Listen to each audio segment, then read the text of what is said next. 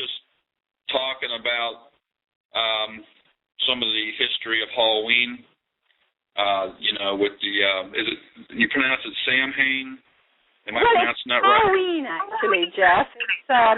It's spelled Samhain, S-A-M-H-E-I-N, but it's pronounced Halloween.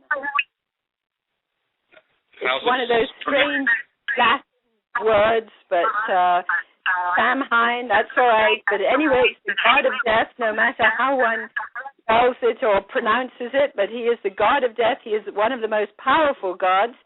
And every year on this year, it came from the Celtic civilization with the Druid priests, and they believed that this is all part of the old year dying, the old year being put to death, so to speak, and as the new year comes in, so they celebrate the Celtic New Year through death ceremonies. That's more or less what I was talking about here a little bit ago, about how it's the end of summer and the beginning of winter, and it all falls on, I guess it's the equinox, the time of the year for fall, and that how the dead are more active. This is a cult philosophy, of course, with Druidism and the Celtics, their way of thinking and what they taught traditionally. And I don't know if you're aware of this, Caryl, but I did a little study on it. I wasn't aware of this myself, but at one point Halloween was banned in America. It was only 100 years ago, Jeff. The Puritans absolutely 100% understood that these festivals were completely unbiblical, if you will, completely satanic. And when the Puritans came here to the New World in the 17th century, they strictly forbade all these occult practices and pagan festivals, and there was no festival of death, or Samhain as this is. There was no Saturnalia, that's what Christmas is based on. There were no maypoles, there was no Midsummer Night. All these things the Puritans absolutely understood to have satanic origins, and deeply involved in nature worship, and they understood the dangers of all of this. So, as little as 100 years ago, these things were not even practiced in America, amazingly. Yes, and then according to the what I was studying, the Irish, the potato famine caused the Irish to come over here. Now, I'm not trying to blame a particular race, but that's where Halloween traditionally comes from, the philosophy. It's based in the Celtic civilization. In America, sometimes it's pronounced Celtic, but basically it was a civilization that was full in bloom about 300 years before Christ, before the birth of Christ.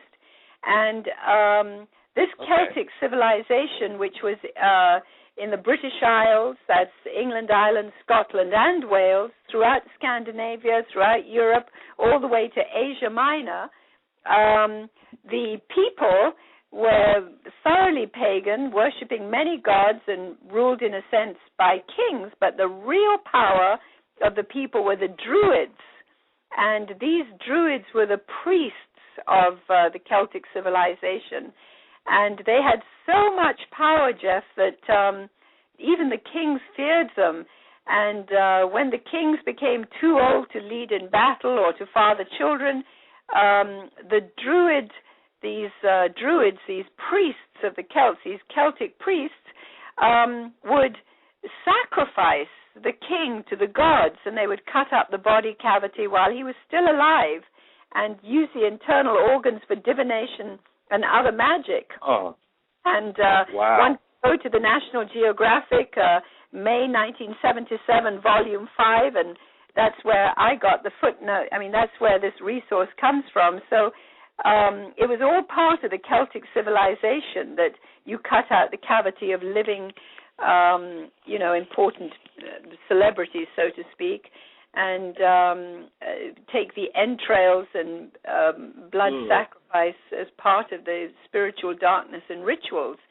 But anyway, these Celtic priests, the Druids, on this particular night of darkness, this October 31st, this festival of Samhain, which was known as the Festival of Death, they would go from door to door, from household to household, from village to village, actually asking for human sacrifices to be presented to them. So, it would probably not be a very unusual thing for the priest to come to the door of the household and say, can we have your kids or somebody in the home to burn on these huge, great big bonfires that were lit on Halloween night on October the 31st. The bonfires were lit, and on top of them, in fact, this is from Julius Caesar's writings, 300 years before Christ, when the Roman Empire came and conquered Britain.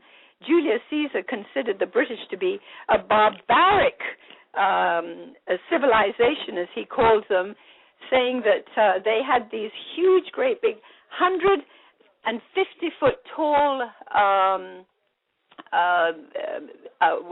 they were called men made of twigs and boughs and boughs of trees and limbs, and they were filled with human beings to be sacrificed this particular night to Samhain. There could be hundreds of people in this thing that was this sort of human, big sort of tree-made man that was called the Wicker Man. In fact, even today in America, in Reno, there is the Wicker Man Festival each year in June during the summer solstice and midsummer. I do believe it's in June during the summer solstice, where they have the straw man, the Wicker Man, huge, great big effigy. I was there about, I don't know how many years ago when we were filming. It was about 80 foot tall. But in the old days, in the Festival of Samhain, they were filled with human beings, and all across the country there'd be these fires lit with these screaming humans being offered to Samhain, and next morning would be the smell of the ashes and bones of these sacrifices, and the people would call these bonfires, which is where today we get our name bonfires, from the old Samhain festival bonfires that were left. But that was one of the big things that these Celtic priests, these druids, would do, going from house to house asking for human sacrifices, or perhaps some food for themselves, or whatever they decided to have from the household. And if the household members gave the priests what they wanted, then they would bless them with blessings for the year. And if they didn't, then they would give them curses. So this was the beginning of trick-or-treating, the idea that you would give the druids what they wanted, or they would curse you or trick you, or bless you and treat you. So that was the beginning of that. They would wear a belt, a kind of sash around their bodies, with of course they'd wear hoods, and many times they'd have the animal skins on of the particular animals that they took the powers from, much like the witch doctors of Africa, where they a lion or something, and then they put the animals over them. So sometimes they would be covered with the what they would consider to be magical garments, these robes, these mystery robes, heads covered, and they'd hollow out these turnips, a vegetable that would be hollowed out originally with human, human wax that would light these oil lamps that were burning inside, and they'd carve these hideous faces inside these vegetables, these turnips, and they would call the demon spirit that dwells inside them, that would be the spirit of the druid spirit, and this would be the Druid's personal god, so to speak, that empowered his life. And this is how they would appear, to the households, asking if they could be appeased with this particular whatever it was that they would want. But as during the Roman Empire, when the Romans conquered Britain, this was banned. So by 200 years before Christ, 100 years before Christ, the festival of Samhain went underground, so to speak, and the Romans outlawed it. But it wasn't until the Middle Ages, when there were, the revival of witchcraft in the Middle Ages, yes, that this started coming back again, and the ideas of witches being out on their broomsticks, flying on brooms with their black cats. It sort of took a slightly different turn with being the witches and the pagans' holiday.